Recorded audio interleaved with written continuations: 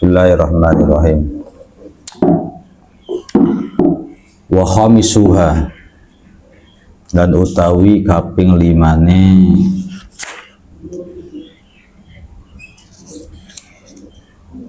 arkanus shalah iku ruku'un ruku'.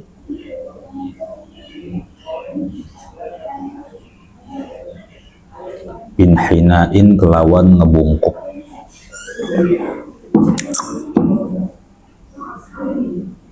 Bihaitsu tanalu kelawan sekirane merkoleh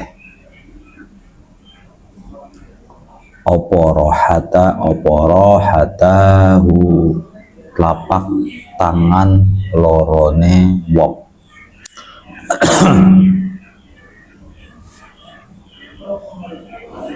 Rukun sholat yang kelima itu ruku.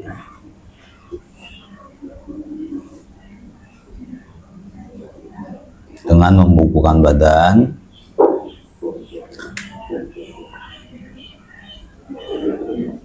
yang sekiranya kedua telapak tangan itu bisa sampai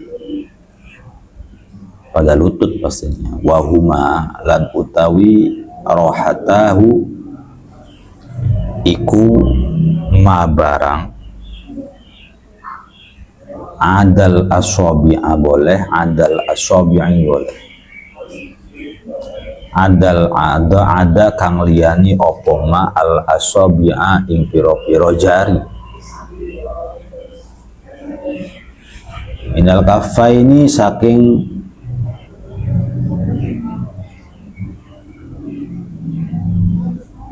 minal kafaini saking telapak tangan loro.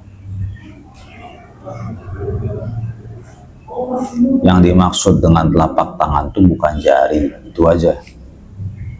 Ya, yang dimaksud telapak tangan itu bukan jari. Fala yakfi mongko ora cukup. Apa wusulul asabi'i tumekane piro-piro driji masuk kematan rukbataihi ing dengkul lorone wong.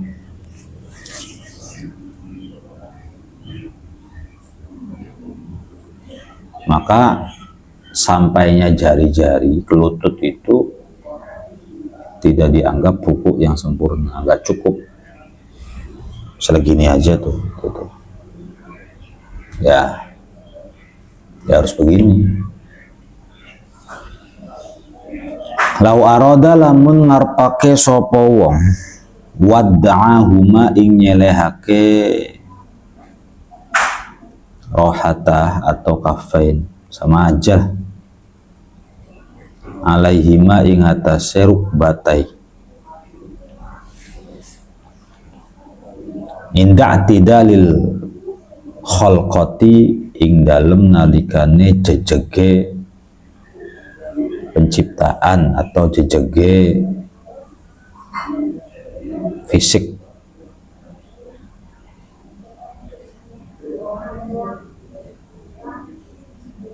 Jadi seseorang nggak boleh ruku lalu yang diletakkan di lutut itu hanya jari saja. Kalau dia meletakkannya dalam kondisi dia sehat. Inda tidalil khalqah itu maksudnya adalah ketika penciptaannya sempurna. Kenapa sih harus jari gitu? Hadza utawi iki ku aqallur ruku'i luwih minim-minime ruku. Jadi yang dimaksud meletakkan kedua tangan atau kedua telapak tangan ke ruku itu adalah aqallur ruku. Wa sunnah lan den sunnahake fir ruku'i ing dalam ruku. Apa taswiyatu dhahrin jejegake ngrataake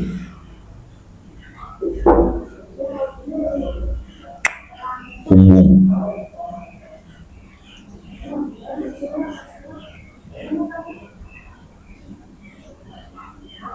wa unukin lan gulu, biaya muda kelawan nyento ndawake sapa wong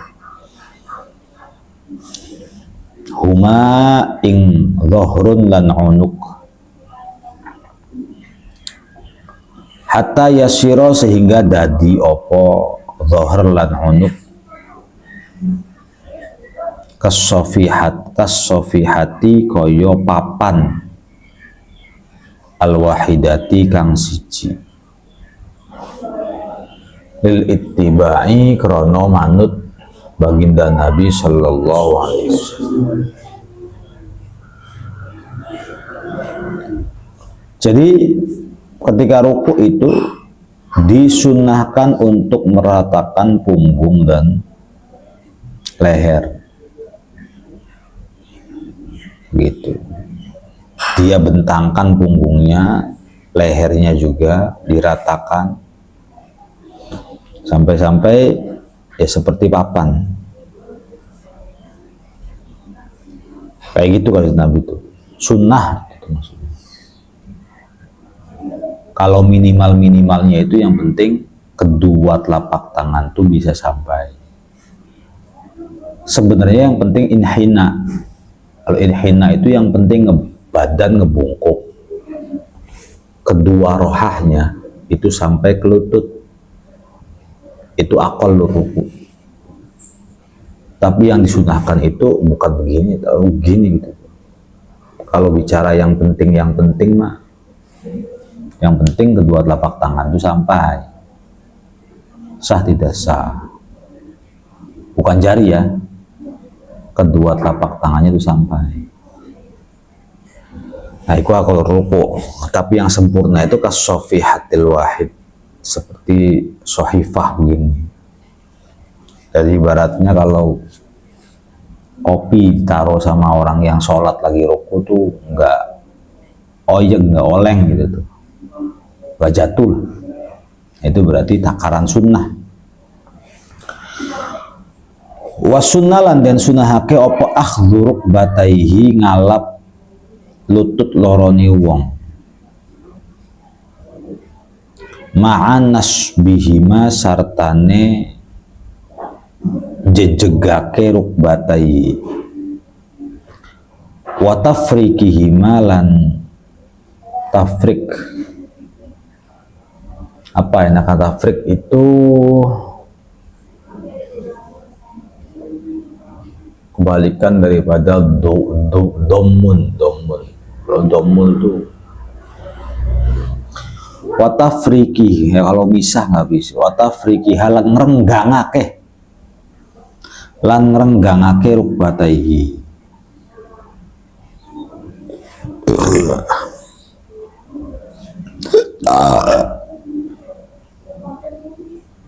Disunahkan pula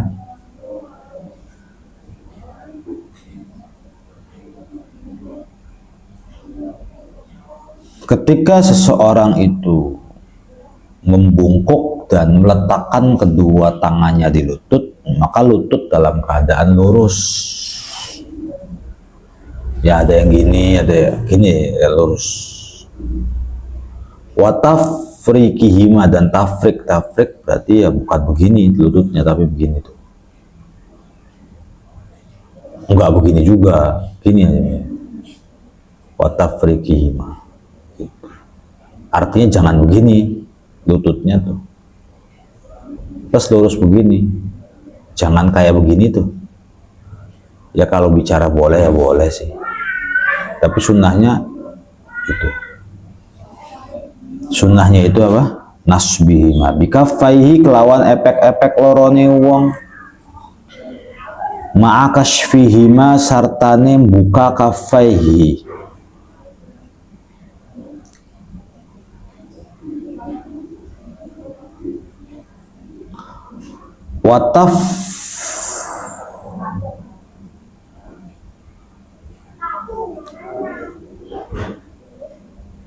watafrikoti asobi'ihima lan renggange piro-piro drijie kafaihi tafriqan kelawan renggang wasaton kang sedeng.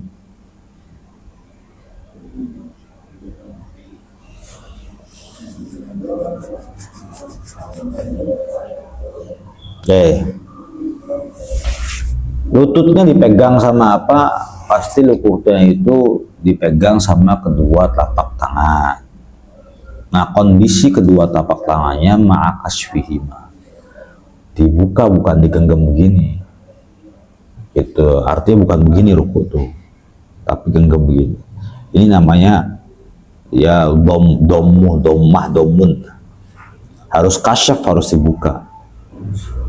Terus watafriqatu asabi'i, yang namanya satu jari dengan jari yang lain itu saling terpisah, tapi terpisahnya itu yang sedang, bukan terpisah gitu, sedang gitu aja.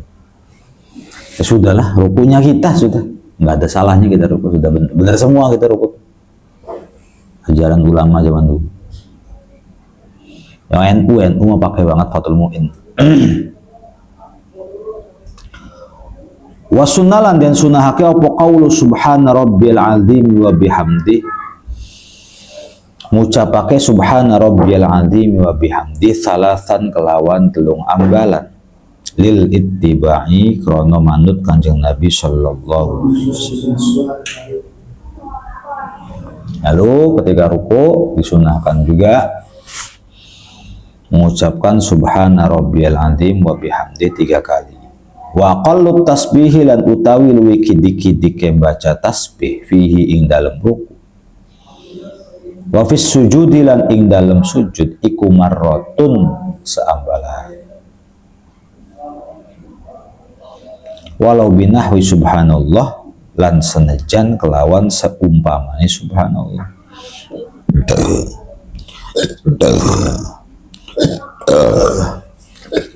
Tasbih ketika ruku dan sujud itu minimumnya itu adalah membaca tasbih sekali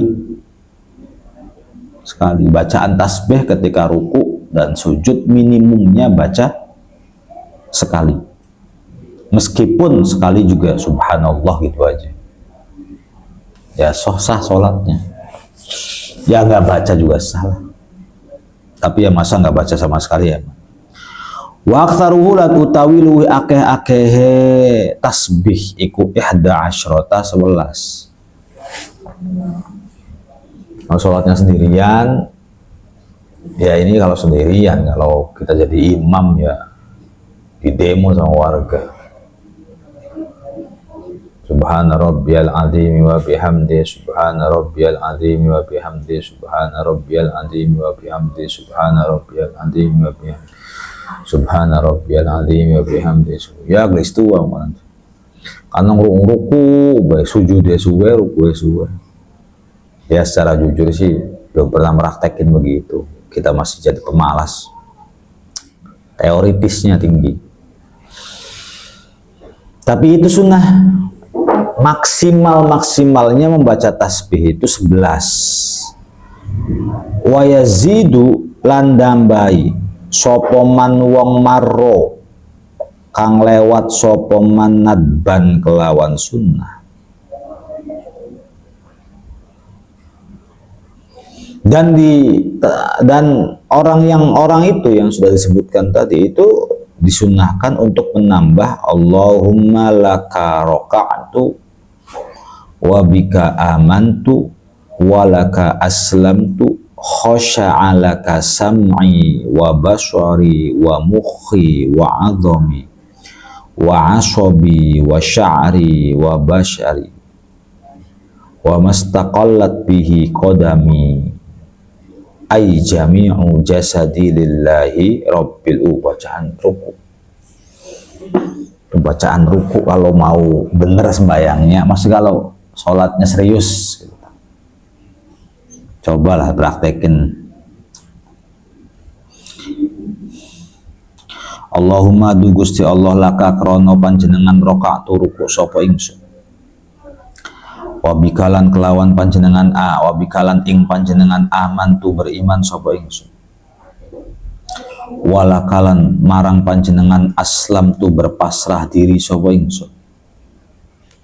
khosya'a fokus konsen khusyuk laka marang panjenengan apa sam'i pendengarane ingsun wa basori lan peningalane ingsun wa mukhi lan otake ingsun wa adhami lan balunge ingsun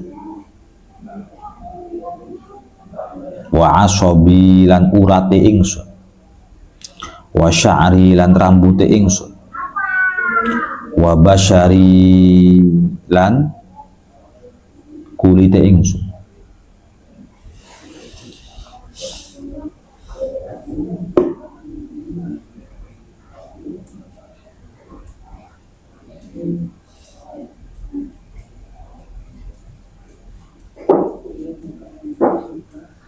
wa malan barang istaqollat kang tegak bihi kelawan ma opo kodami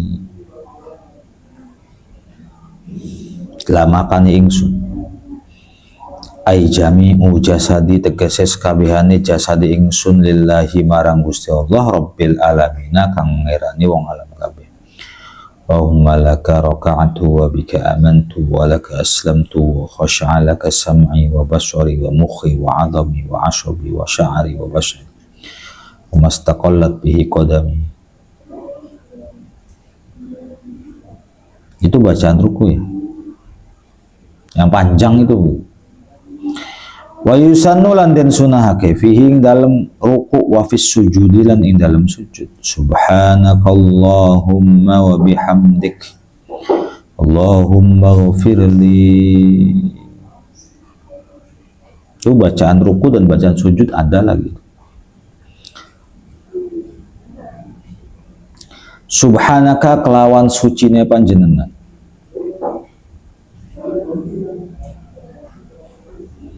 Allahumma du Gusti Allah bihamdika lan kelawan pengalaman marang panjenengan. Allahumma du Gusti Allah ighfir mugi-mugi ngampuni panjenengan li datang kula. Walawik tasoro lan lamun ngringkes sapa wong ala tasbihi ngatasé tasbih. Awi dzikri atawa dzikir fat tasbihu mongko utawi tasbih ku afdhalul luwih utama.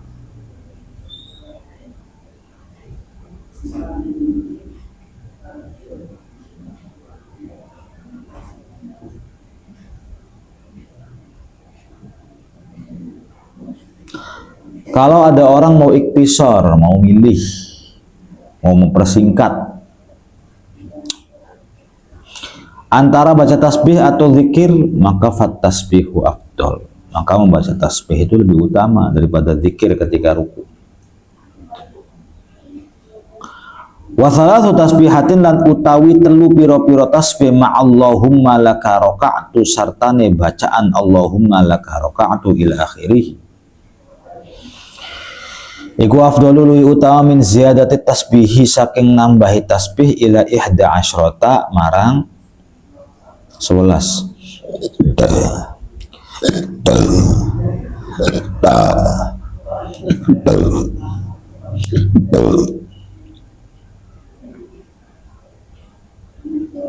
Membaca 3 tasbih subhana rabbiyal azim subhana rabbiyal azim wa bihamdi subhana rabbiyal azim wa bihamdi subhana rabbiyal azim wa bihamdi dibaca dengan Allahumma laka raka'tu wa bika amantu ya wa laka aslamtu khasha'a sam'i wa basari wa mukhi wa 'adami wa 'asabi. Itu lebih utama ketimbang membaca subhana rabbiyal azim 11 kali. Ya kalau bisa baca subhana rabbiyal azim 11 kali, setelah itu membaca Allahumma laka raka'tu. Ya setelah itu baca subhanakallahumma wa bihamdi Allahumma ghfirli baru intidal. Ya wis tingkatannya itu tingkatan ngaji, tingkatannya kiai beneran. Wa yukrahu lan den makruhake apa iktisaru ngringkes ala aqallir ruku'i ing atase luwih gede-gede ruku.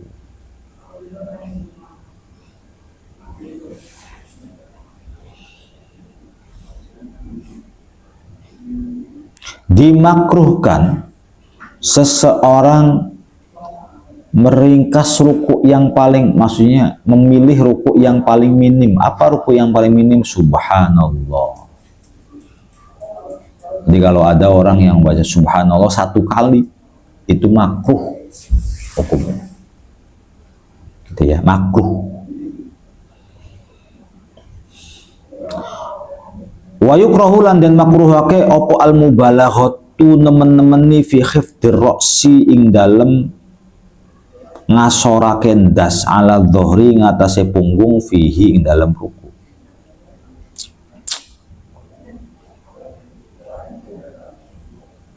Dimakruhkan juga seseorang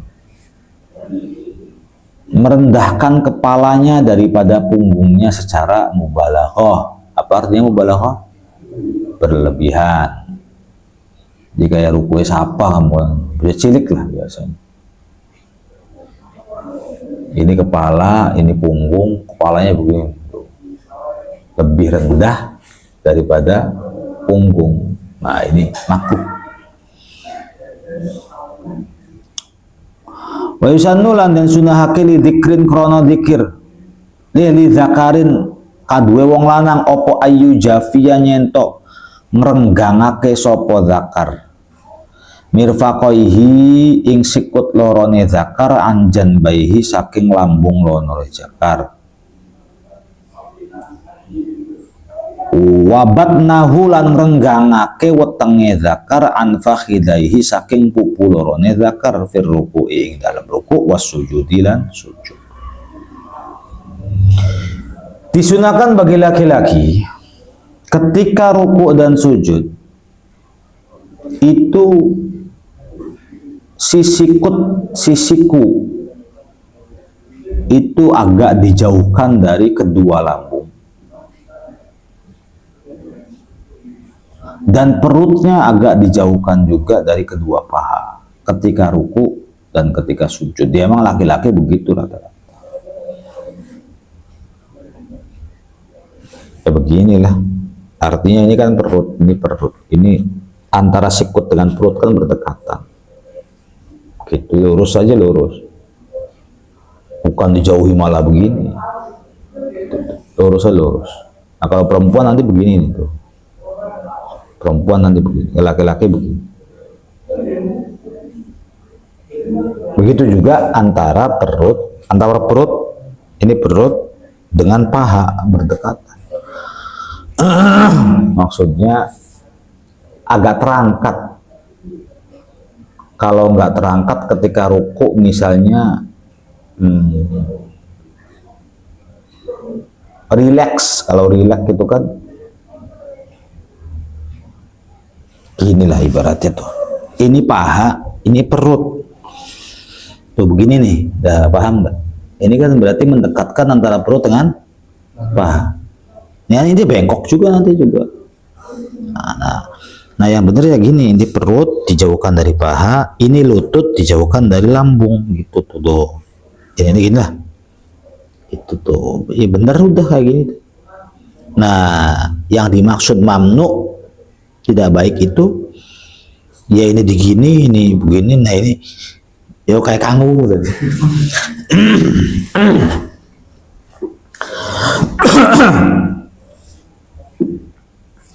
Wali ghairihi lan kaduwe sakliyane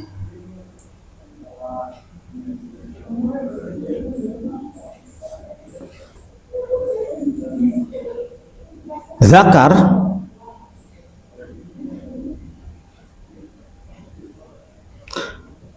ya wa yusanulan dan sunahake li ghairihi gitu tuh. Setelah wawunya ada yusanulai wa yusanulan den sunahake li ghairihi kaduwe sakliyane zakar apa ayyaduma yen to ngumpulake sapa ghair fihi ma ing dalem ruku' lan sujud ba'dahu ing sebagiane ghair li ba'din marang sabagian.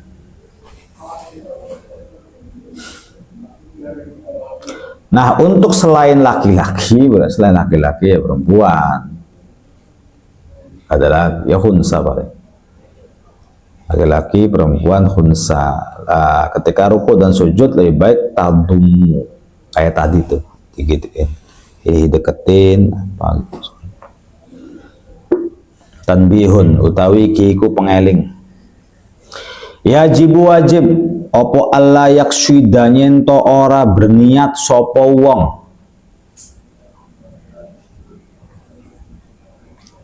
bilhuwi kelawan mudun liruku ikrono ruku ghairahu ing saliyane ruku.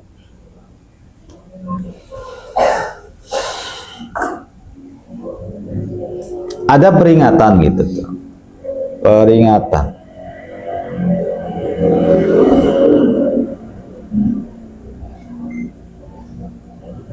Wajib bagi seseorang ketika kan dari berdiri itu turun, huwi itu turun.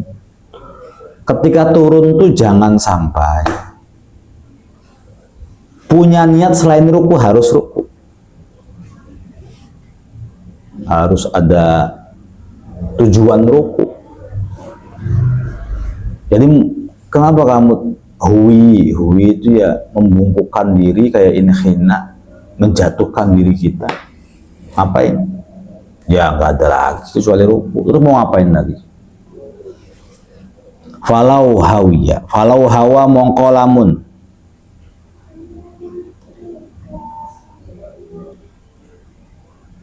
mudun sapa wong li sujudi tilawatin krono sujud sajadah tilawah. Walamma balagha mongko sumangsane nyampe sapa wong haddar ruku ing watese ruku ja'ala mongko ndadikake sapa wong hu ing haddar ruku ruku'an ing ruku lam yakfi mongko ora cukup apa ruku.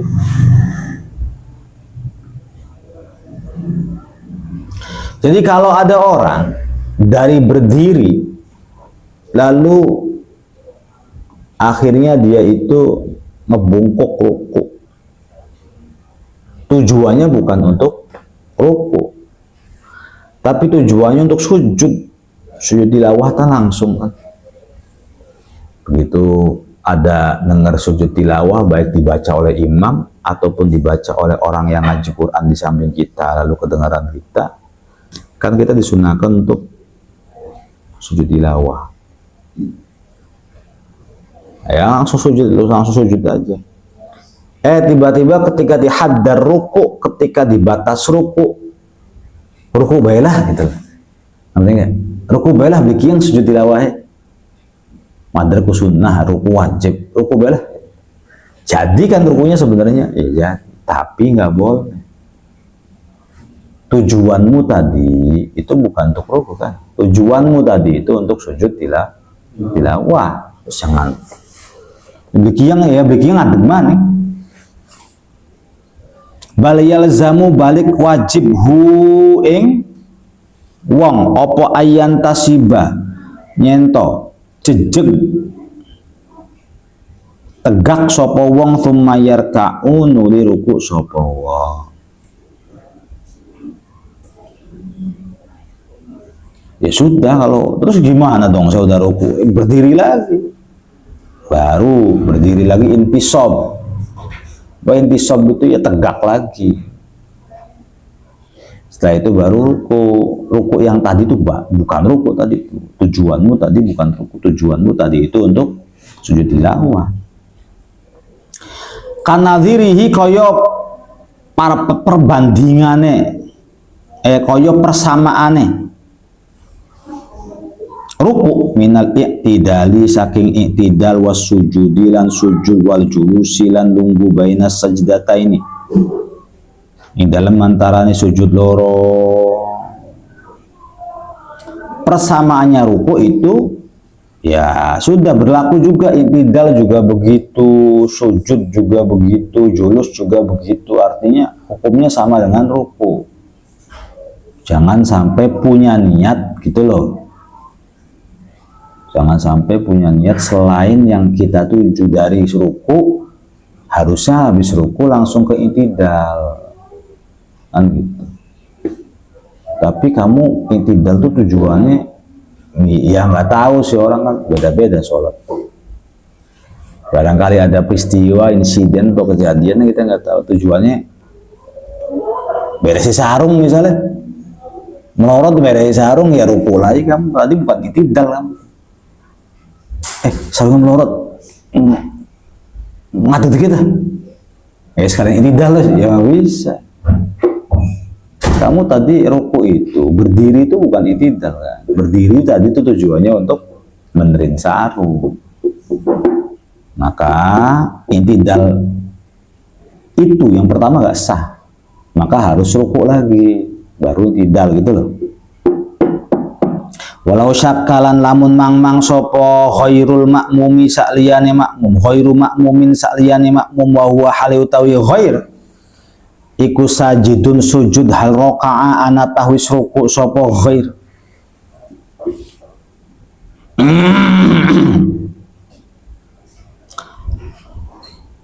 Selain makmum itu kan berarti imam sama munfarid, nggak ada lagi sih. Coba di orang sholat itu ada 3 cuma. Yang pertama imam, yang kedua makmum, yang ketiga munfarid. Enggak ada lagi itu mas. So kayak 3 tuh, imam, makmum atau munfarid. Untuk makmum harus ikut imam mutlak sudah. Jadi makmum mah nggak ada salah, gitu, mas. Artikan makmum. Nah ini mah selain makmum berarti siapa? Imam dan munfarid. Ini berlaku untuk imam dan munfarid. Apabila imam atau munfarid kok ragu, saya udah sujud ruku atau belum? Dia lagi sujud. Wahwa sajidun, dia lagi sujud, terus kelingan. Kita ruku tak dulu. Wong lengot lah, wong lengot. Jadi bisa jadi dia yang bu sholatnya priben temu-temu ngeblank, bu kesurupan, bu apa gitu. Begitu waladolin kelalen ragu gitu, ragu syak. Padahal dia lagi sujud. Tapi dia syak dalam hatinya. Saya tuh udah ruku belum sebenarnya nih. Gitu. Nanti kan? Saya tuh ruku dulu sih. Lazima mongko wajib hu ing khairul makmum opo al intisabu jejeg. Berdiri lagi fauron.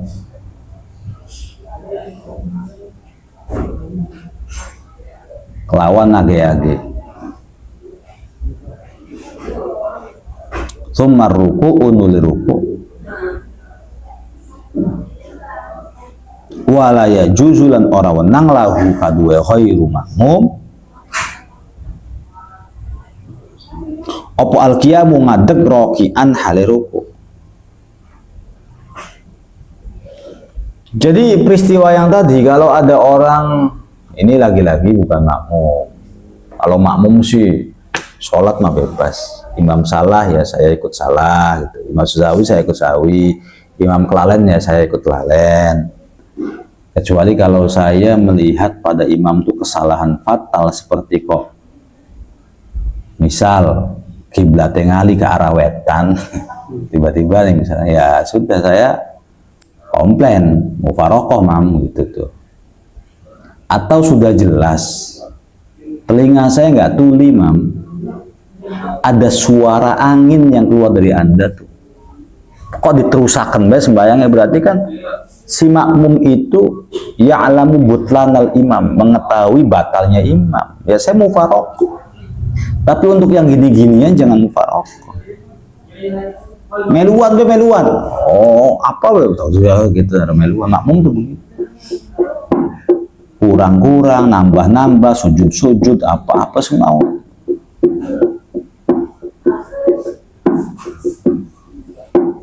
Nah kalau misalnya dia lagi sujud, tiba-tiba di dalam hatinya itu ada keraguan, saya sebenarnya tadi tuh ruku enggak sih? Maka dia harus intisob. Intisob tuh ngulang berdiri lagi. Bukan berarti kurang rokaat, bukan. Misalnya ini udah rokaat ketiga, enggak. Rokaat pertama lagi enggak. Ini misalnya udah rokaat ketiga atau keempat, ya cukup berdiri lagi di rokaat yang berdiri lagi lah, pokoknya berdiri lagi. Baru ruku, lalu intidal, lalu sujud gitu. Dia. Wala yajuzu lahul qiyamu raqi'an. Nah, tidak boleh langsung ruku.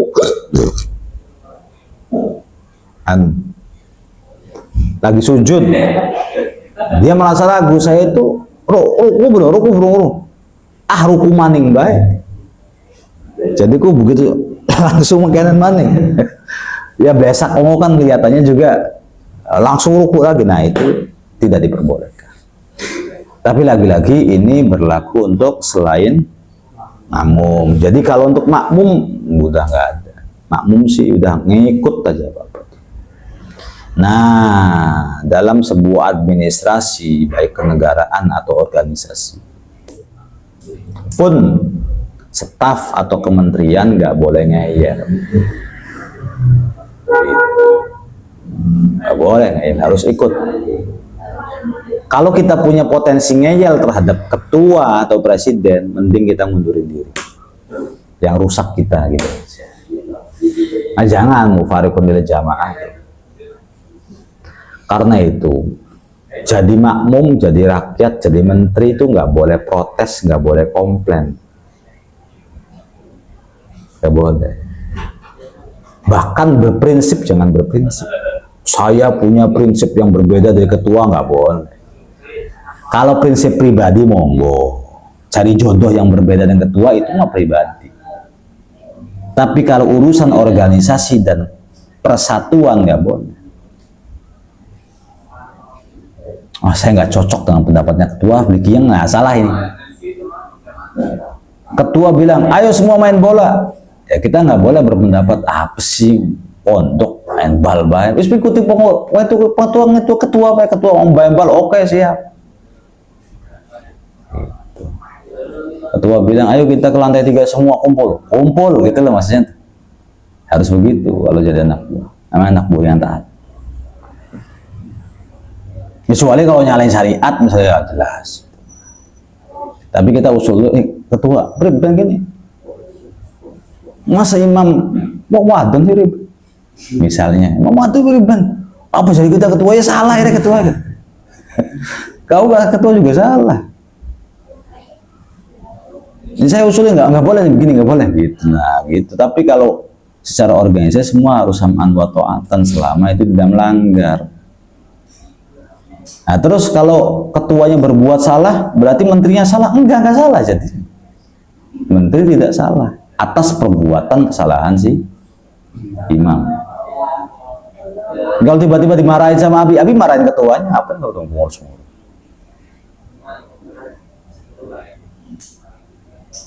Kamu orang lagi sakit, bukannya ke IGD, malah dibekam ini orang kejang.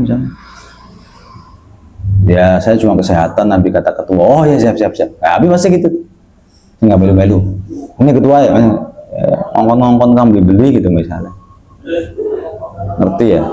Terus berbusa, terus kejang, terus apa? Nih gini, malah motor, malah digawain dukun beranak. Nah ini kamu nggak salah. Pengurus-pengurus yang lain nggak salah. Pengurus yang lain itu sudah benar jalurnya, mengikuti alur daripada ketua gitu. Jadi jangan nanti saya disalahin. Enggak ada salah. Makmum itu nggak salah intinya. Makmum itu tidak salah kecuali kalau melihat kesalahan syariat. Nanti syariat, kesalahan syariat. Tapi kalau kesalahannya bukan syariat, kesalahan teknis harus selalu ikut. Kalau mau komplain nanti di rapat. Ini adab nih ya. Ini adab. Dimanapun juga. Kalau mau komplain di rapat. Wah ketua saya nggak setuju. Ralat itu. Saya udah capek mengikuti sampean begini-begini dan saya nurut. Rukuk melu rukuk, sujud melu sujud, belangsak melu belangsak. Ngedungsuk melu ngedungsuk. Saking nurutnya kita sekin kita pengen komplain. Nggak bisa kata ketua, ini keputusan saya. Ya wis. Terus ya itu mana kita jadi anggotanya? Kita menjadi anggota yang taat. Gitu. Nah, kapankah kita boleh ngeyel di rapat? Tur, nggak boleh ngomong di belakang. Saya nggak setuju dengan rapat itu, nggak boleh. Saya nggak setuju dengan keputusan itu. Apa-apaan? Kita bukan sedang berbicara gentle atau enggak. Dan persoalannya adab. Kalau bilang gentle, kita nggak gentle. Ngomong di belakang ya, tuntaskan ketika di rapat, debatkan di rapat, jangan kau ngerasani di belakang. Kita bisa setuju kabeh rapat apa-apaan, kian ketua ini ya. Kamu ngomong pasca rapat, ning kamar. Lagi BAB ngobrol batu deh kan. Oh ya salah, harusnya tuntaskan. Enggak, saya jangan berhenti dulu. Sebab setelah majelis ini kita mufaroqah, saya nggak boleh ngomongin kalian lagi. Sekian waktunya gitu tuh. Setuju, saya komplain. Setuju, saya sampaikan setuju. Komplain saya nggak tuntaskan. Hasilnya apa? Kalau bisa kita berdebat di sini, bermain logika di sini. Gitu. Di sini rapat menang. Siap, ya. Kan kapal munafiknya namanya, ya kan? Ya kata munafik, Oke, siap. Wes, Laka, tidak pertanyaan. Laka, ngantuk kita ya. Paling gitu. Begitu jabur seger, salam, bubar, mau rapat apa sih? Bisa senang, bisa kena. Ini salah. Nah, di hari ini banyak orang-orang yang DKM masjid, ini udah pengalaman. Dulu pondok pesantren pengalaman. Di rapat-rapat di organisasi besar ya begitu juga di mahasiswa penyakitnya anggota tuh begitu sama ketua. Jadi lebih berani ketika ngomong di belakang ketimbang ngomong di forum. Padahal kalau bicara adab dan gentle itu adalah ngomong di forum. Jangan malah ngomong di belakang. Kalau ngomong di belakang jadi ya munafik kita. Maksudnya munafik atau nifaknya. Kenapa kamu nggak ngomong dari pertama tadi di depan? Kenapa sekarang bikin grup sendiri? Kenapa bikin kelompok sendiri? Kenapa mengkotak-kotakkan sendiri? Yang gak setuju ngumpul semua sama kamu. Yang setuju ngumpul sama ketua. Kamu mau apa-apaan begitu? Nah akhirnya, kalau kita punya sikap seperti itu, berarti kita mufarikun lil jamaah. Ya mufarikun lil jamaah. Dusun namanya. Dusun. Sebagai anggota tuh siapapun ketuanya yang terpilih dan sah itu panutan kita, kedua kita sudah. Jadi nggak bisa berpatokan sama siapa yang sepuh, siapa yang alim, nggak bisa. Udah kita harus menurut sama ketua. Misal kata musolnya pun bukan ngaji ketua, ayo pada ngaji, hebat kan ketua. Aja ngaji main bal. Ngerti nggak? Pahala begitu tuh. Melu ketua apa? Ikut sama saya berkhianat, ngaji bener tapi berkhianat. Artinya kan, mufarikul jamaah nggak boleh. Masjid dalam satu kampung dua jadi permasalahan. Islam itu wa'tasimu bihablillahi jami'a wa la tafarraqu. Kenapa harus ada setiap Jumat sholat Jumat? Biar kompak. Sebenarnya Islam itu merindukan persatuan. Muslimnya ini yang pecah-pecah belah. NU skin dari lorong. Anawa Islamis pirang-pirang bisa. Itu bukan kehendak Islamnya. Muslimnya sendiri yang bikin ulah. Nggak nurut sama ayat. Bikin kelompok-kelompokan, bikin majelis sendiri-sendiri, berfatwa sendiri-sendiri, Kiai A menyindir Kiai B, wah udah bukan corak Islam banget.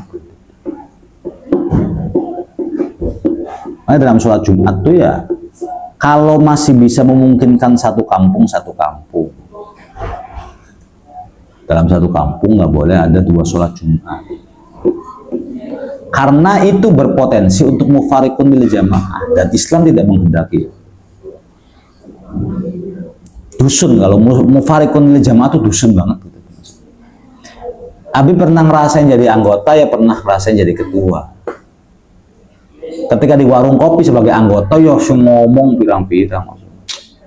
Rapat tadi malam gak ada hasilnya, jabur tok isinya ini.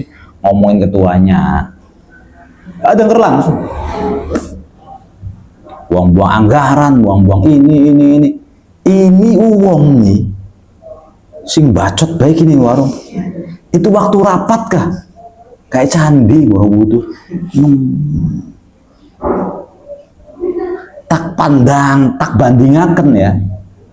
Pose dia ketika rapat dengan pose dia ketika sekarang. Sekarang lagi nih forum.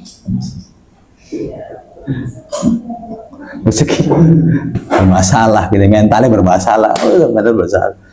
Ya waktu baru nggak ngomong, tapi pernah sesekali ngomong. Kenapa nggak ngomong langsung? Buang-buang energi, nggak bisa. Yang sportif kita bermain, komplain di depan, tegur di depan, nganu gagasan di depan. Jadi gini sistemnya. Tadi rapat itu ketua ngajak musyawarah nih sebenarnya, belum sampai memutuskan sendiri kan, artinya belum ketok palu. Ketua ngajak rapat itu berarti wasyawirhum fil amr, berarti ngajak berdialog, ngajak masing-masing itu memberikan sebuah gagasan yang benar, gagasan yang hebat, yang motivatif gitu. Ketika ada seorang ketua yang menyelenggarakan rapat aja itu udah bagus pisan. Sebab ada ketua yang beli rapat tiba-tiba pondok dicet, misalnya, ngerti kan? Tidak ada rapat nggak apa, tidak ada masjid di Paimomolo. Tidak apa-apa selama dia megang ketua misalnya. Tiba-tiba mobil misalnya bannya diganti, dorong rapat, tapi udah ngasih keputusan. Salah nggak? Nggak salah. Tapi antara yang melaksanakan sendiri dengan yang ngajak rapat itu lebih bijaksana mana? Ngajak rapat. Pondok warnai dari abang morok mengkanan, bat priben bat. Udah diganti habis. Habis karena ketua pondok. Iya kan? Karena ketua ketuanya dia gitu. Terus priben itu anak yang dure speaker toa sampai 6. Sodakokan 2 itu terserah kita begitu ya wis. Terus pokoknya pengen musyawarah, enggak apa-apa sila ketua begitu ngomong-ngomong ya baik. Itu kesehatan, antarakan itu kebersihan beresi. Tapi mutusakan segala-galanya diri nggak mau ngajak rapat. Itu nggak apa-apa. Otoriter. Tapi nggak apa-apa. Hak dong. Orang pengen otoriter, pengen jadi kerajaan boleh. Dan setelah saya menjadi ketua, saya mau yang menjadi ketua selanjutnya adalah adik ipar saya misalnya. Ya nggak apa-apa juga. Dinasti ya jadi. Cuman nggak bijaksana itu. Yang bijaksana itu ketua sebelum dia nyuruh apa-apa dirapatin dulu. Nah artinya kalau ketua sudah ngajak rapat, berarti sudah membuka kebijaksanaan. Disitulah waktunya kita itu perang teknis. Kotek, ganjil gitu loh. Tuntaskan dulu. Adapun pendapat kita diterima atau tidak diterima, ya sudah, yang penting kehadiran kita kan wajib memenuhi undangan sebagai anggota, meskipun tidak digaji. Gitu. Rapat mau selesai. Sudah ya, rapat sudah selesai. Saya ketok palu, keputusan kebersihan begini, saya bacakan ini, laksanakan mulai dari sekarang. Pendapat kita yang nggak diterima jangan ngeluh. Ya, egois dong. Kalau setiap kita berpendapat harus diterima, egois berarti. Pendapat kita nggak diterima, lalu kita mufarikun lil jamaah, molosi bahasanya kan, merem bener kamar. Jangan.